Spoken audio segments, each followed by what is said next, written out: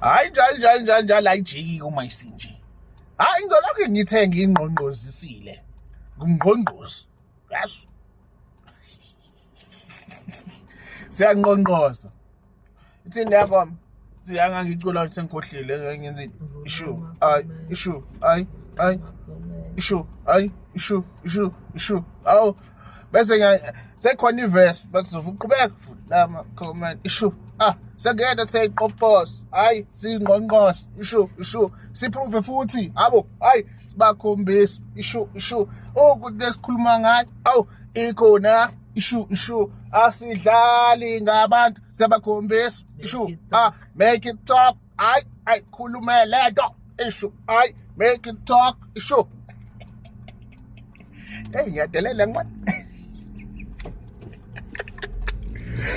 lalela-ke mfowethu ithi ngikucije earlier or yesterday or the other day bengikhuluma nge-significance kamagcino and how umagcino eba nosisi ekhaya.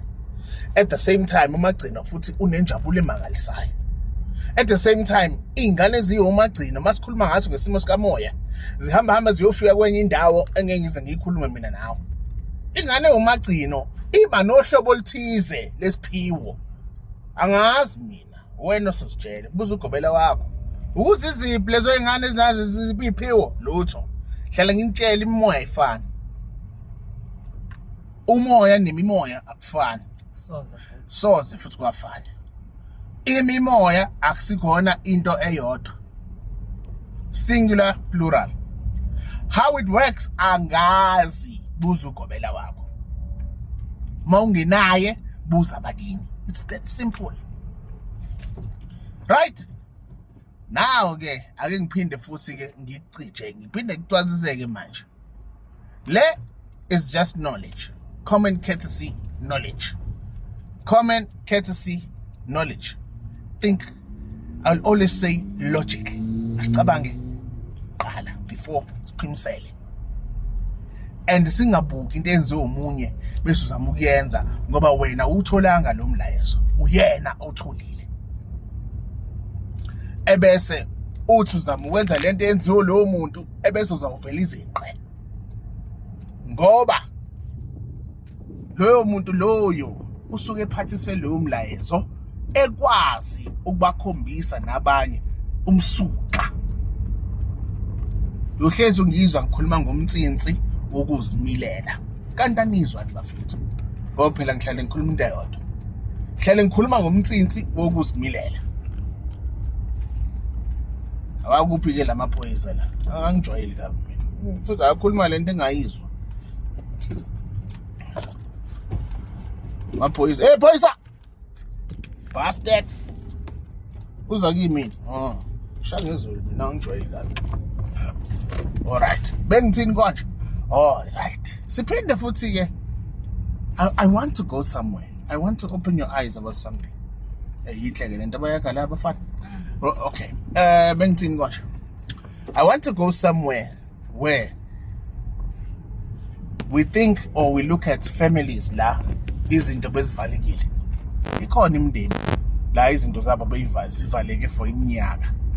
Ngoba khona abangenalo iqiniso. Khona basuke bathinta isimo sezinto zedlozi abanye bengazi. Khona bafike benza izinto zokungcola, bangcolisa kanti bangcolisela wonke umuntu. Nawe kuwe bakhona futhi abanye abavalwe abantu bakubo.